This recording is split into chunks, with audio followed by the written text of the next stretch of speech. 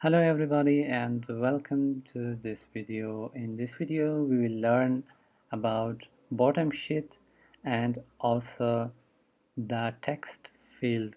So first let's know more about the bottom sheet. Material design bottom sheet. We have two types of bottom sheet, a persistent and a model. Number one, the persistent bottom sheet. A persistent bottom sheet remains visible even when the user interacts with another part of the app. But the other one is modal. A modal bottom sheet is an alternative to a menu or dialog and prevent the user from interacting with the rest of the app. So let's go to the code and implement the bottom sheet. I already created an empty project which has a main function and my app class stateless widget which return material app. It has home scaffold and app bar by the title of bottom sheet. In the body we have empty container which is nothing appear on the screen. So how we can create a bottom sheet? Today let's separate our widgets in multiple windows to have a better code understanding and a good arrangement. Let's remove the container and put home page function. So what is home page function? Let's create this in our library. Right click and a new dot file by the name of homepage dot dot. Inside this, first we have to import material dot dot a stateless widget called homepage. Inside the homepage, for now, we have an empty container with the child of text. Hello. Let's save it and let's go to main. When we are separating our widgets in different screen, we have to import them by clicking here, import library homepage. So it will be import homepage dot dot at the top. Now we can use that homepage inside our main or inside this screen. So let's save it again and we have hello at the top left corner. So now let's change our text hello to a button that we can click on that. Let's remove the child text or change it to elevated button. Elevated button should have on pressed, which for now it do nothing, but we will code here. When we pressed, the bottom should appear, and so let's save it. We will see our button which has no any text. We can give it a child text open for now, and let's save it. How we can bring it to the center? We can wrap our elevated button to the center widget and let's save it again. And now we have our open button in the center of our app. When we click to this button, we should open our bottom sheet. So let's jump to the code to the bottom sheet for now. So in here on our on pressed of our elevated button, we can type show model bottom sheet. So remember to tag bottom sheet which is show model bottom sheet. What it has, it required a context, a build context, and it required a widget builder. So now by clicking, it has a context and a builder. Instead of this builder, we can write context and put it inside round bracket because it wants a widget. So now we can return a function by putting equal and greater than and the name of our widget or a function.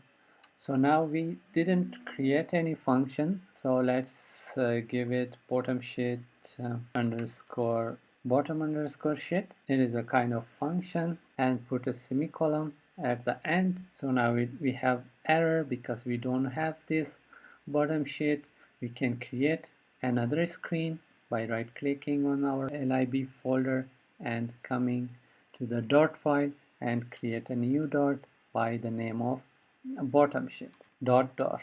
Inside this also we can import material design and also we have stateless widget named bottom sheet, bottom underscore sheet, which we called before. Inside this bottom sheet, whatever you want to flag, you can put inside this container or return any other widget you want. So for now, we don't have anything. Let's save and let's go to the home page. Inside our home page, we have to import the library bottom sheet dot. It will appear at the top. So now the error has gone. Let's save it again, and now we are done with our bottom sheet. Let's click open. Our bottom sheet appear. So now we cannot interact with another part of our app. It's only we can only interact with this bottom sheet. So how we can design our bottom sheet and put any other widgets inside, it depends on us. So let's design our bottom sheet. Let's go inside the bottom sheet. So let's give our container a color. I want to give a color an integer value which is a gray color applied to our container, to our bottom sheet. So let's save it. If I click open now, we have our container with a gray color. So why we did this? Because I want to curve the both top corners, and let's create another container as a child of this container. In here, let's give it a color of white, colors.white, and now let's decorate our container. As you remember from previous, we have decoration box, box decoration. If you don't remember, you can visit our previous video about container and card. You will learn more about decoration or box decoration. So with this box decoration, we can decorate our container. So now I want to give this container a border radius. So as you remember, we cannot put our color inside the container because we have the decoration or box decoration. We have to cut it and put inside this a box decoration and give a border radius to this. Border radius dot only. Why we choose only? Because we want to give a radius to the top right and top left. Border radius to the top, radius dot circular of 20.0, and also top left corner radius of circular, radius dot circular of 20.0. Let's save it and see what happened. And now you can see a beautiful curve at the top left and the top right corner of our container or our bottom sheet, which we decorated. Why we put this color, this gray color? Because of these edges. When it appear, it will appear like the background of which is appear here. So now when I click here at this empty place, it will go down, and when I open this, it will come up, and whatever we want to do inside our bottom sheet, we can do it. So we can also bring any other changes, like giving a different color to this, and also changes to the radius. For now, it's enough. Now let's talk about the text field. What is text field and how we can work with them? Text field, as we know, is when we are going to input some text to save somewhere, or input some text like name, like email, like password. We need to use the text field. So let's implement the text field inside our bottom sheet. So in here, inside the container, we create a child and text field. This text field has, as we can implement the decoration for our container, as well we can do the decoration input decoration for our text fields. So let's use decoration, input decoration. Inside this input decoration, we can decorate our text field. So let's put some comma here, and the error has gone. Let's give our text view a hint text. Hint text, a text that we are going to show it inside our text field for the user to know what it is. Enter your name, and also we can give it a label text. A label text is make a label for our text field. I put it name, and in here put a comma here also, and let's save it and get rid of this. Let's save. So now as you can see that we have a text field inside our bottom shape. So let's give it a padding. Let's wrap our text field with a padding widget by going and wrap it padding and give it a padding of 10 and save. Now we can see that this is the label text, which is name. When we are clicking inside our text field, also the keyboard will appear, and also our hint text which says enter your name. For example, insert something or some name. Let's wrap this padding with a column widget that we could place some more widgets inside column, and inside its children now we can use elevated button. This elevated button has on press. For now we didn't set anything, but in the text we can give it a text submit. Again, let's save it. Now you can see our text field, name, and our submit button below the text field. Okay, now let's add some more property to our text field. What else we can do? We can use max length outside the input decoration of 10. Let's save it. And now if I open, we can see there is 0 of 10 if we enter something. So now 4 of 10. We can enter 10 character, not more than that. So also we can change our input keyboard by typing keyboard type, input type dot. We can use name, number, visible password, date and time, and others. So now I want to use name. There will not be any change.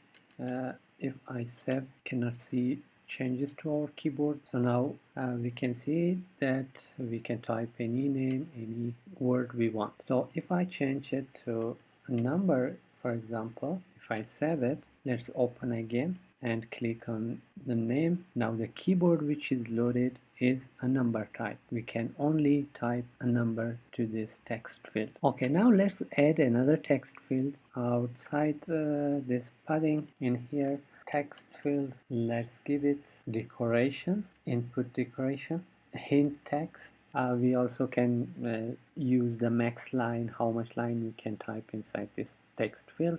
But now I want to take a hint text. I'm going to give it a hint of password, or type your password, and the label text password, and let's put here also a comma to get rid of this error.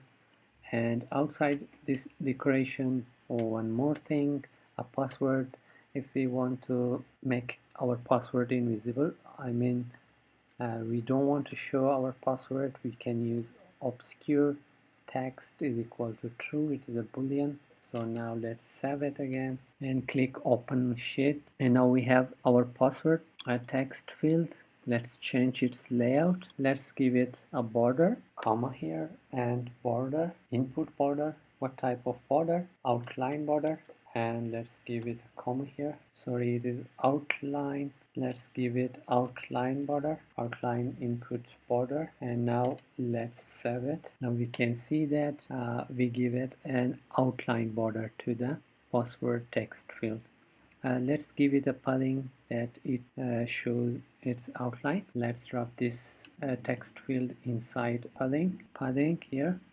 Now let's save it again and give it a padding of 20 or 10, padding of 10. And now if I click inside the password, we have overflow error because we don't have enough space. Let's wrap our this column inside a single child scroll view. By going inside our container, we have column. Let's wrap it with widget single child scroll view, and let's save it again. Now we can see the error has gone. We can scroll, whether we can scroll down and up, and also we can type a password here like ABC. Now the password also hidden, we cannot see that. Let's give a style to our hint, to our level text. Here we have something hint style. We take text style. We can give a font size of 20. Let's save it. Okay, we applied the style to our hint style, but I wanted to apply to the label, so we can use label style here instead of using hint style. We can use label style and save it, and now we will have a 20 font size of our label, so we can even we can increase it to 30, and let's save. And also we can change the color of our label in here by giving color property colors dot black and save. Now we can see that the password is black, and let's change it to 20 because it looks better in 20. Okay guys, I hope you learn about text field enough, but we will know more about the text field on our upcoming project, and I hope you learned something from this one about the bottom shape and also about the text fields. So if you like it, you can thumbs up, and see you in the next one. Hello everybody, and welcome to this Flutter video tutorial.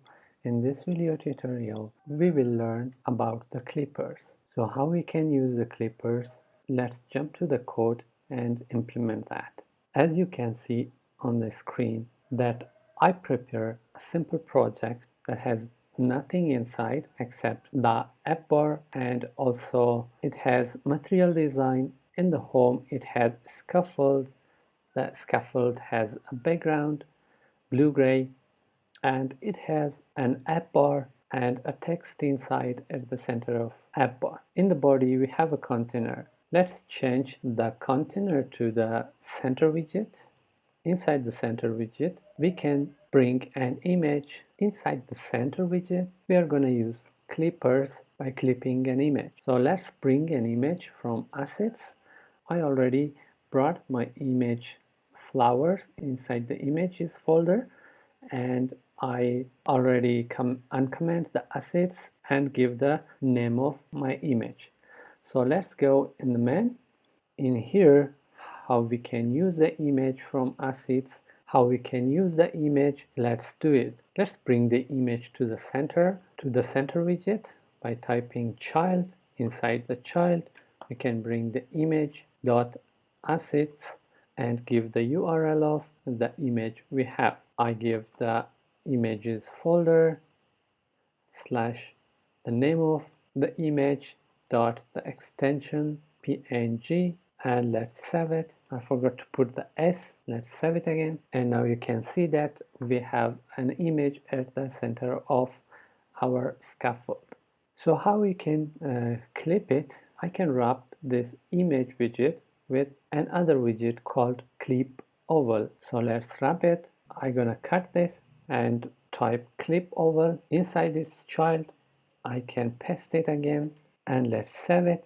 And now you can see that we have a circular image at the center of our screen. So also we can give it a height and a width to bring changes, like I can give it a height of 20 or 200 and a width of 300, and let's save it. Now you can see that we have a different shape. If you want to make it circular, then you can make it 200 by 200, and now we have our circular image. There is another widget by the name of clip or rect.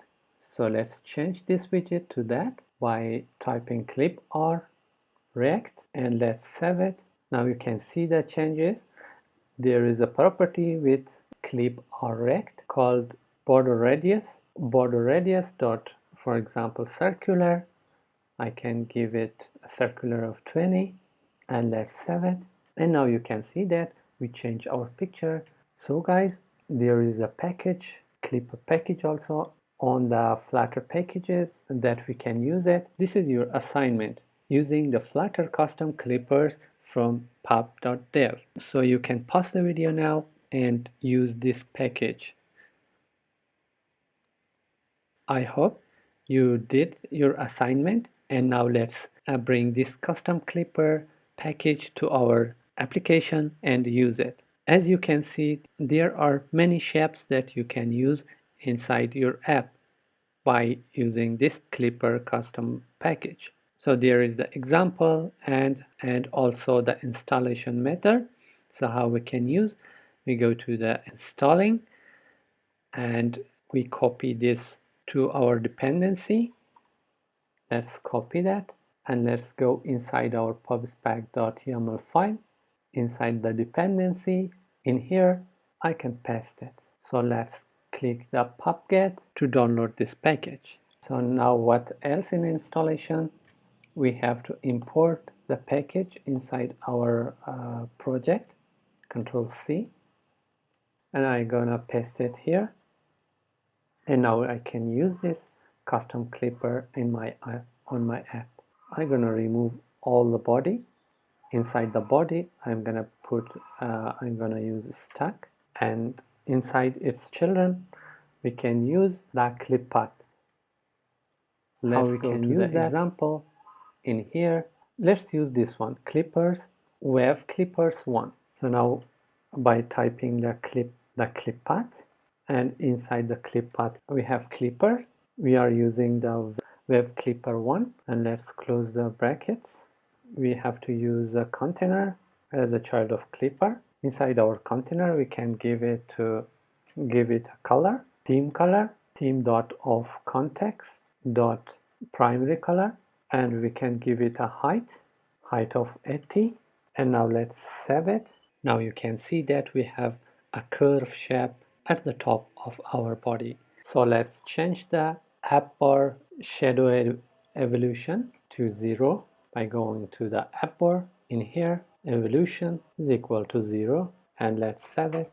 Now you can see the evolution shadow is 0. There is no any other shadow. You can change even the blue-gray to the white, or comment it simply and save it. You can see the white screen. So guys, I hope you learned something from this video.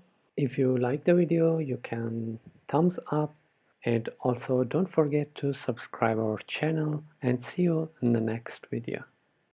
Hello everybody, and welcome to this video. In this Flutter video tutorial, we will talk about the inkwell.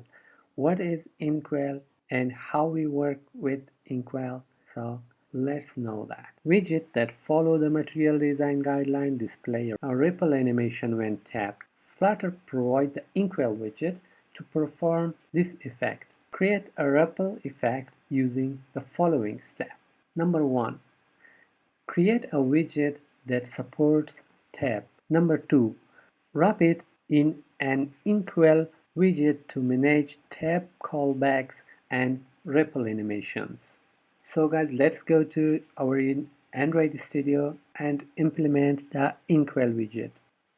As you see guys, I prepare a simple empty project which has a main function and a stateless widget which return a material app and its home scaffold, and has app bar and text with a title inkwell tutorial, and in the body with empty container. So let's go inside container. We can give a child text which says hey everyone, and now let's save it.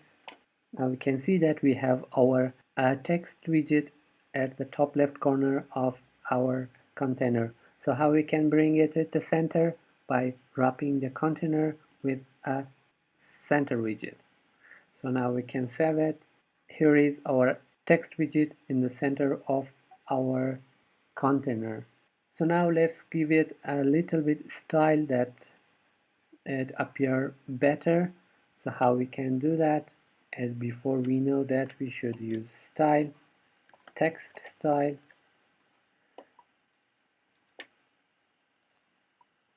and first the font size, make it 25, and let's save it. Now we can see that it appeared better.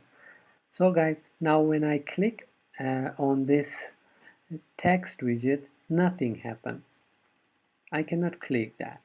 So here the inkwell will come. We can wrap our container with inkwell that we can tap on this text widget and give it on tap functionality. So I can wrap it with widget and inkwell by typing inkwell. Inkwell has a property on tap. That is the magic of inkwell, that we can tap on this kind of widgets. So for now, let's save it and let's see. Now we can see that I can tap on my text on the text widget. So let's give it a little bit padding that we can see the animation applied on the tab of text widget. I'm gonna wrap the text widget with a padding widget and edge inset of 12. Let's save it. So now when I click, there is a padding applied to the text widget. So guys, this is inkwell, that much simple, and whenever you need that, you can use the inkwell. So now let's go use some other properties of inkwell. So now when I click, there is a simple gray color.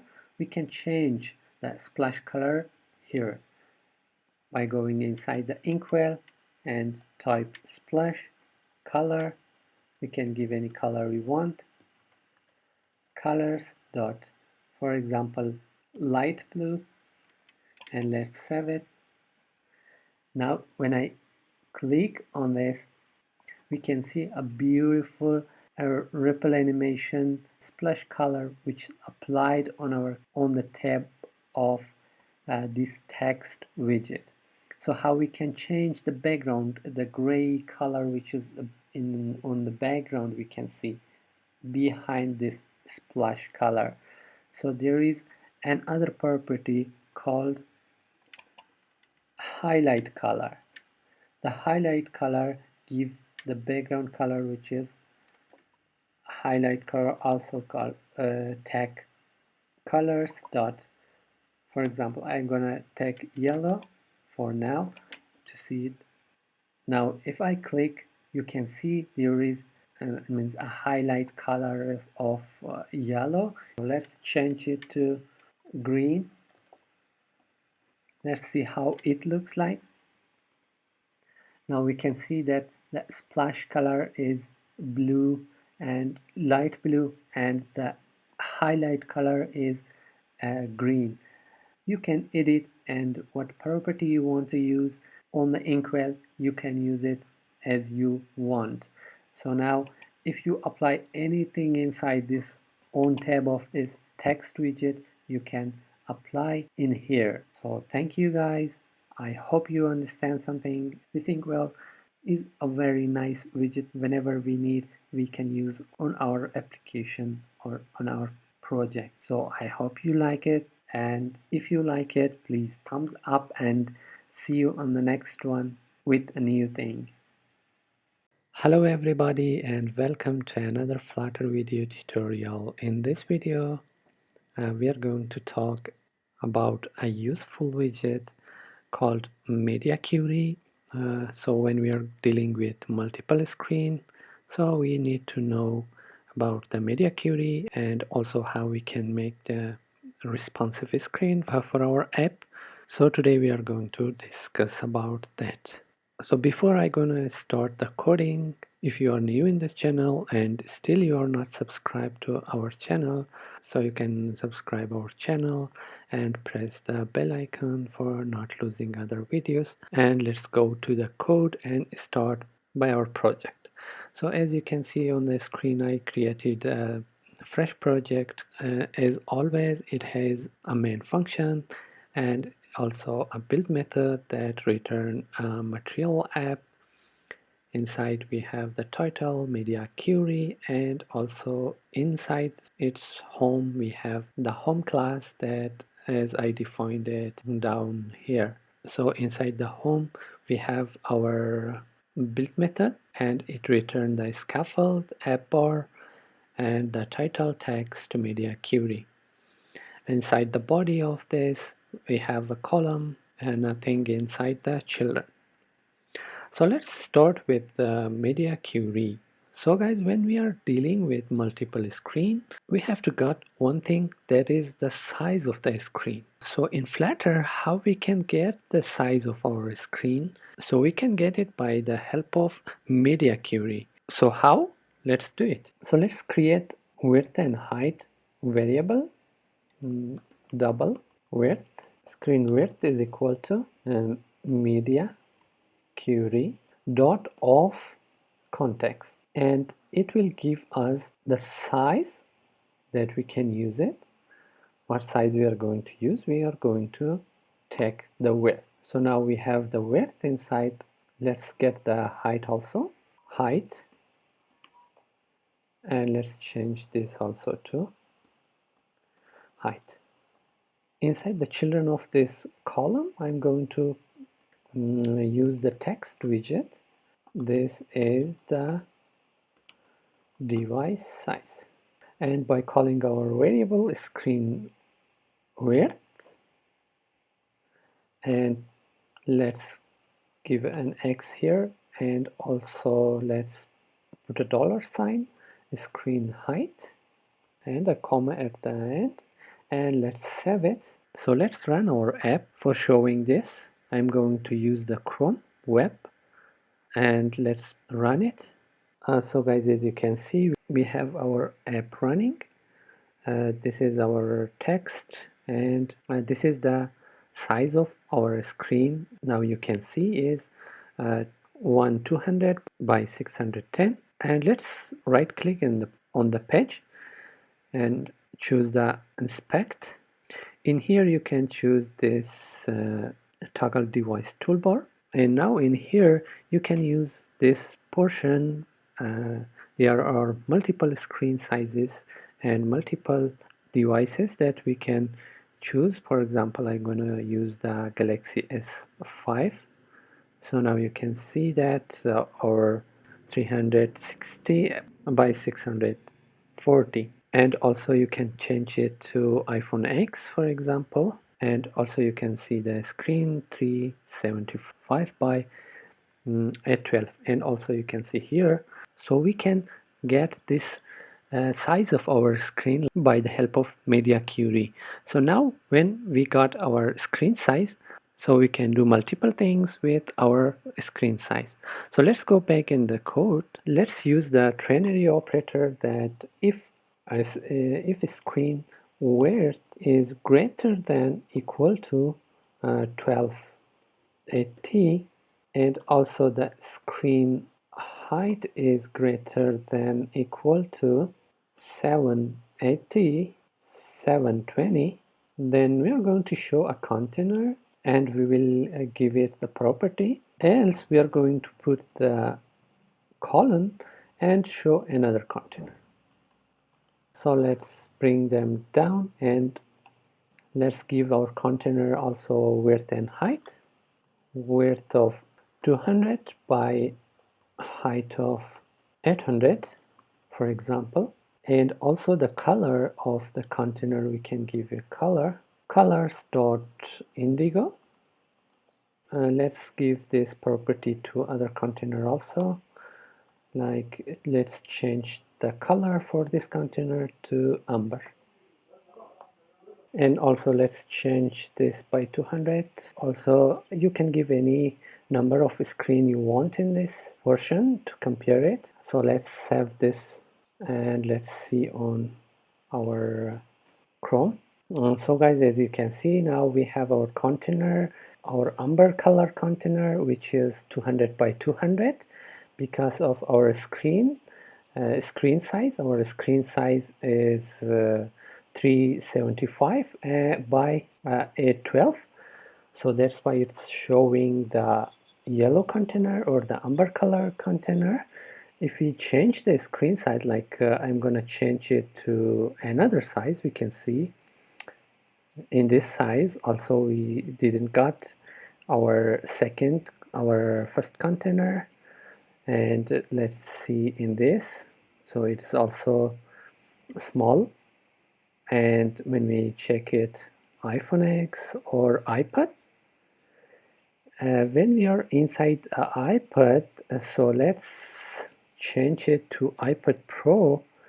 So let's rotate this. So as you can see, by rotating our device, we got our other container by the indigo color. So we can change the screen sizes as we code inside here. We can change this to any screen we want. So let's change it to 400, the height of our first container. And let's go back to, so let's go to iPad Pro again and let's rotate it. So now as you can see, we have the 400 by 200 our container. And if I go back to another screen size like iPhone X, and as you can see, now we have the other screen size and the other container. So I hope you understand the screen sizes and media query in here, that how you can change the screen size and also the content inside your screen when someone use in a bigger size like inside the iPad, our design for them, and also those who are using in mobile phone, so you can show them the different screen. Another thing that we can use by the media query is the screen orientation. So let's create another double screen orientation is equal to media query dot of context. This time we are not going to use the size, we are going to use the orientation dot orientation. So using the orientation and put the semicolon at the end of this. So also I changed the type from double to var. Let's go and use it here. So I'm going to use the text view. Inside this text view I can say that this is the portrait view. So now before I'm going to give this text, let's check the orientation by typing the screen orientation. If the screen orientation is equal to orientation dot portrait, I'm going to show this text view. Else if the orientation is landscape, then we are going to show the other text view, which is called this is the landscape. So guys, it's done, and let's bring this column at the center also. Let's wrap it with the center widget here, and let's save it. Let's go to our Google Chrome. So guys, as you can see, now we have all of them, all our widget at the center, and also we have this our text telling us this is the portrait view. So if I gonna change it to landscape by clicking here, and now you can see that when we are in landscape, so it tag the landscape message. So guys, I hope you understand about this media query and also about the screen sizes, how you can get it and how you can use it in multiple screen sizes, and also the portrait and landscape mode of your application.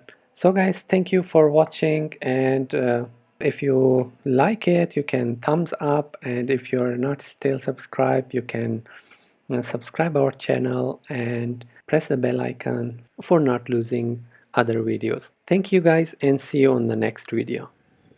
Hello everybody, and welcome to another Flutter video tutorial. In this video tutorial, we are going to talk about the safe area.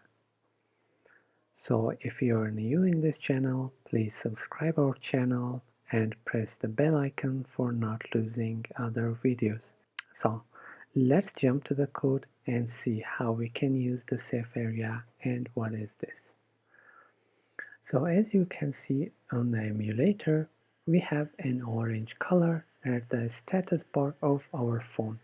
In Android phones, we have the status bar here, and in iOS phones, we have the notches. So when we are not using the app bar, as you can see, I created this app to show you the safe area. It contains the list view builder. If you don't know about list view builder, you can visit our list view builder and the suggested link at the top. So as you can see, when I scroll these items inside my phone, you can see that in this area the scroll bar is going and crash with my status bar, so it doesn't look professional.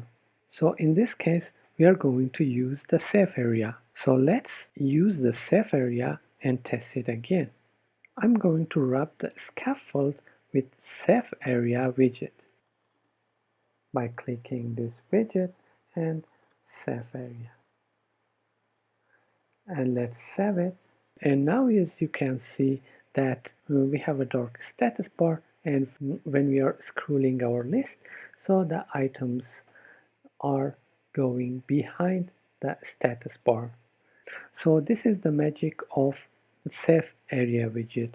Safe area is the area which is below the status bar, from here at the top till the bottom of the screen, as you can see here. So guys, this is the safe area widget. In the previous lecture we work on safe area but not in detail, and I hope in this video you learned more about this safe area and use it on your project correctly. So guys, thank you for watching this video and see you guys on the next video. Hello everybody and welcome to another Flutter video tutorial. In this video we are going to talk about two useful widgets in Flutter. So number one is the wrap widget and number two is the rich text widget. So if you're new in this channel and still you're not subscribed to our channel, please subscribe our channel. When we are uploading a new video, the notification will come to you. So let's get started with the wrap widget. So as you can see on the screen, I've created a new project that it has, as usual, our main function and a stateless widget, which is returning material app. At the home it has scaffold and a bar which text is useful widgets. In the body we have a row. As you know about the row, what is the row widget? If you don't know about the row widget in detail, we talk about this row widget in a video. You can find it, the link at the top of the screen here. So inside the children of this row, I have 5 buttons. As you can see on the screen, this is the title bar and these are the buttons which I have here, which is arranged, which is on our screen, and as you can see that it get overflow error. So in this case sometime happen that we are not going to use a column or a row to arrange our widgets inside. So sometime when we are getting the data from internet or some APIs, then we don't know, maybe it will be 1, 2, 3 or 4. So now as you can see there is 5. Then as you can see that it gives the overflow error. So in this case we are going to use the wrap widget. So how we can use it? So simply go and change the row widget to the wrap widget into wrap widget. It's simple. And what wrap widget has inside, it has another property called direction. Inside direction we can give axis of horizontal or vertical. So for now, as you can see, it is horizontally arranged. Now if I save it, so as you can see that our flow error is gone and the widget wrap and it comes in the new line. So you can also change the horizontal to vertical, and in vertical fashion we can see our buttons or our widgets on the screen. Let's save it. So as you can see now, we have our buttons arranged vertically inside our wrap widget. So guys, this is the wrap widget. I hope you understand and you use it inside your project. So sometimes it happens. So another useful widget is the rich text. How we can work with rich text. So let's go inside the children of this. Let's comment this line, these buttons for now. We don't use it. In here I'm going to use the rich text. Rich text is a widget that created by Flutter, and we can use it inside our project. So sometime it could be very useful for us. So it has a text property. Inside its text property, we are not going to directly pass the text widget here. We're going to use the text span here. The text span, and what text span also has a text. Inside this text we can give any text we want. So I'm going to give some text here. For example, welcome to AHS Studio. And also let's give it a style, like I'm going to we can apply the same style as we applied on text widget. So we can use the style property and style text style, and let's bring it down to see all what text style has. We can give our text a colors dot indigo, and let's save it. And as you can see now, we have our text welcome to AHS Studio on the screen. Let's give it a font size to see it better. So how we can add a font size? By giving comma here and type font size of 20, and let's save it.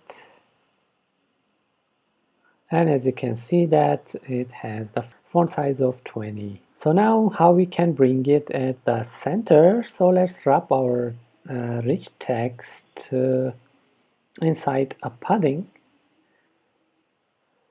So let's give our padding edge inset 40. How we can bring it at the center? By wrapping our padding inside the center widget by going here, and now let's save it. And now you can see that we have our rich text at the center of our widget. And also let's not use all, let's use the symmetric that we can give horizontally padding. So as you can see, I give the horizontal of 80, and now we can see the text at the center. So what if I change this portion of our text in other style? Like I'm gonna change the color and the font size. So how we can do that? So this text span takes another property, which is children property. Inside its children property, we can pass another a text span, like text span. Inside this text span, give it the property text. So let's bring the text from the top. We are going to change it. Let's cut this AHS Studio from here and paste it here and give it a new style. How we can give it style? The same. Let's copy the line above here. Copy this and paste it here, except giving the font size to this, and we are going to add another property to the style, which is the font weight dot bold. So let me bring it down. You can see well. So now as you can see that we have another text span. We put the AHS Studio inside, and let's change the color from this indigo color. Let's change it to red. Okay, let's save it. So guys, as you can see, we can change a part of a text by the help of this rich text widget and text span. So guys, I hope you understand these two useful widgets. So if you like it, you can thumbs up, and also your subscription motivate me for making more videos. Thank you, and see you guys on the next video. Hello everyone, welcome to another Flutter video tutorial. In this video we're going to talk about the URL launcher. The URL launcher is a package is available inside the pub.dev. You can search its name, URL launcher. The version or the current version is 6.0.10. You can copy this from here, or whether you can click on installing tab, and then it says that you can copy this and paste inside pubspec.yaml file under the dependency. So let's click here and copy that, and let's go to our project. So as you can see, I open the pubspec.yaml file. In here I paste this URL launcher here. So let's jump to the code and work on the URL launcher, how we can really use it and get the benefit of this URL launcher. So as you can see, I created a project for you, and also I launched that project. As you can see on the screen, we have a bunch of buttons, and also I launched it through the browser because of my emulator has some problem today. So you can use your own emulator for launching this project if you want to use. So let's go and see what we have in here. As usual, we have our main method. It has an stateless widget which has the title, and also it has its build method, material app, and it has the title. At the home it has the main page. The main page, as you can see, it is a class that extends stateful widget, and it has the string title, and also it returns the main state class, which is main page state class here. And also inside this, as you can see, we have our build method, which has the scaffold as usual, upper, and inside the upper we have the title, which is coming from the main page, and also we have the body. Inside the body, as you can see, we have a center widget, and we have a child. Inside this child it has a column. So as you know what a column is, it always wants this property that main axis alignment, main axis alignment dot center. We are using the center. So as you can see, all its child is at the center of the screen. So as you know that it has a children property which takes all the children inside. And inside this children, I created a button, an elevated button. It has a child text which says open a link. So as we know that if you want to open a link through this package URL launcher, so I give this name, as you can see at the screen here. And also on press of this elevated button, which is here on pressed, it will return service. What is service? Service is a class inside this services that will go here. And also inside these services we have open URL that it takes a parameter URL. Whatever URL we are going to give this, like I gave it the YouTube URL, as you can see, youtube.com with HTTP. If I click this button, as you can see at the screen, if I click here, it will open the YouTube for me. For now, before I click on this button, let's know about this service and open. Let's go to the services.